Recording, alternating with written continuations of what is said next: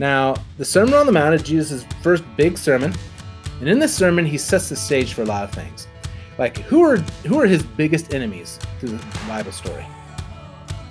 The Pharisees. The Pharisees. And in this story, in this sermon he preaches, he really gets after the Pharisees. And will you tell them who are the Pharisees? Okay, good, yeah. The Pharisees were a group in Israel that were very revered. They taught the Old Testament. They taught it was very important to follow the laws of the Old Testament, and they made like hundreds of laws, extra laws, on top of the Bible ones. And then over time, those extra laws had the same weight as the Bible ones. And they went around presenting themselves as being super holy and super religious. And everyone just thought, man, they're just the best we've got. Jesus turns that on its head. Not only that, Jesus communicates to these people, the way you think you're going to get this kingdom is not going to be through fighting and battle. Matter of fact, it's going to be different. And then he also lets them know that y'all think you can get into heaven and be a part of this kingdom by being perfect and keeping the law perfectly, keeping the Old Testament perfectly. But you all don't understand how perfectly you would have to do it to get in. And so he begins preaching, and so he shows up, and a lot of people show up, and he begins preaching, hey, who wants to be a part of this kingdom? I would think everybody. Yeah. Everybody's like, hey. Everybody's very excited about it. Yeah. And, some people have their own weird motives for why they're there, but it's a very exciting time. Some people think, well, I don't need to know, I'm already a part of it, because I'm perfect. And some people are just ready to go fight now. Let's kill all the Romans. Okay. Ready to take up arms with the conquering king the that conquering they thought. king. Yep. Right, okay. And so Jesus says, okay, if you want to be a part of it, here's what you got to do. You got to lower yourself. You got to be meek. You got to be humble. You got to follow me and be willing to be persecuted. Now, all of that would have made all of them very, very unhappy, because to get a kingdom, it's not about being humble and gentle. It's about violence and power and weaponry. Jesus is saying, no, this kingdom is going to be made differently than that. And as a matter of fact, we're not going to be the powerful ones. If you want to be a part of my kingdom, it's going to start out by being persecuted. Who likes that? Nobody. Yeah. Now, the idea, what Jesus is preaching is completely opposite of what what everyone there was expecting. Where's the violence? Where's the talk of taking over Rome? They don't like it. So they had all of, up until now, the Old Testament scriptures and the prophets beforehand, talking about the Messiah and the way they looked at it.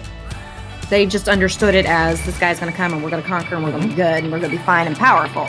And that is coming, not to spoil it. Spoiler alert. Spoilers. That is coming, but that's later.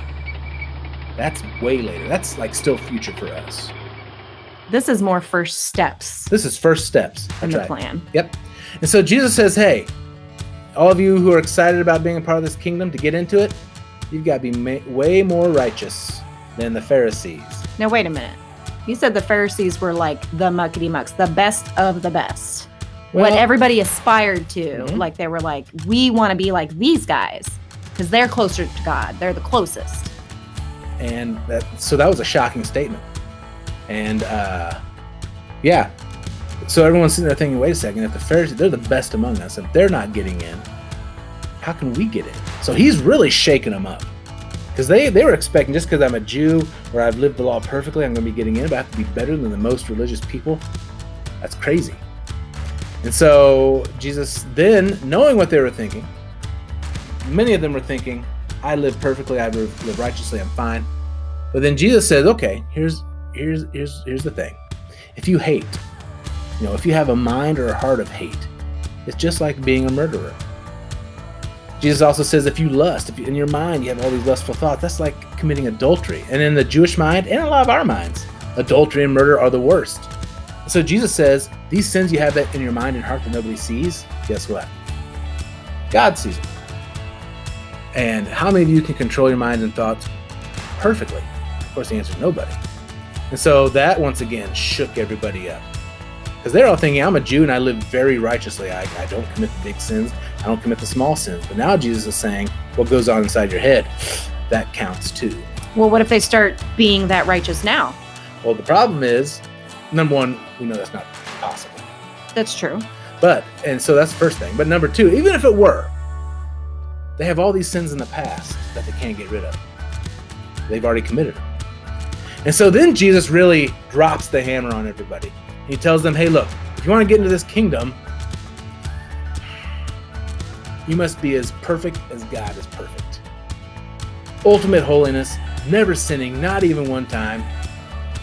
And of course, That's impossible. yeah, that's the point. Jesus is completely flipping their expectations upside down. And so nobody liked it. The crowd didn't like it. The Pharisees hated it because they were basically told they're going to hell. And so everyone is confused. Everyone is like, what is going on? They're scratching their heads. And so the response to this is people are perplexed and they don't like it. Now, Jesus still has a big following for a while because he does some amazing things. But the big question hanging over the end of this story is, why does Jesus think he has a right to say these things?